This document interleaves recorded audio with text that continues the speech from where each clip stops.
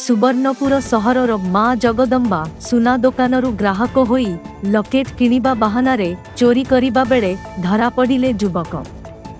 सोनपुर सहरर बड़ बजार थिबा जगदम्बा ज्वेलर्स रु चोरी करिथिबा अभियोग होईछि। 7 गोटी लकेट चोरी करी पैंट पकेटरे लुचेइथिबा सुना दोकानी संदेह करिथिले। एलसीसी टीवी फुटेज माध्यमरे चोरी करिथिबा देखिबाकू मिलिथिला।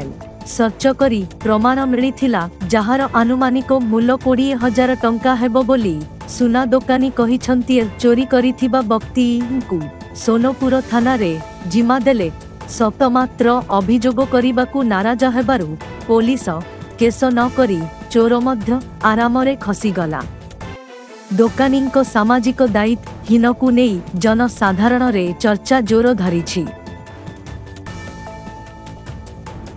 थाना के हम दुकान के गोटे ऑनलाइन गोटे के कस्टमर टे आसिक लकेट किनबार बहाना रे गोटे लकेट किनबार जगह रे से 7टा चुरई करी धरिक परामर्श योजना थिला। तार पॉकेट रु आमे सेटा के बरामद करी सेटा हम सीसीटीवी रे भी एटा अछि। हम दुकान रो स्टाफ जाई करी ताके चेक करी करी सब याकर पॉकेट रु बाहर कर जे हम पाखरे 999 बोलथिला बाकी ताके चेक करबार द्वारा तार पॉकेट रु 7टा लकेट बाहर। तो केन दुकान माँ जगदम्बा ज्वेलर्स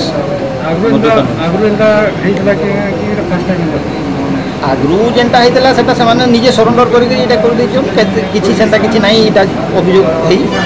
आज किंतु से नाई चोरी नाई चोरी बोलता जबरदस्ती आम दुकान स्टाफ पिला के ताके चेक करालु जेनता से तार पॉकेट रु 7टा जाक बाहर। दुकान थिबार स्थल धरले कि दुकान थिबार जगार ही आम धरलु ताके दुकान रखीलु पुलिस अभियोग करूँ जाकि सागे सागे ताके धरिक आसिक एटा कर। नाडा हिमांशु शेखर मेहर।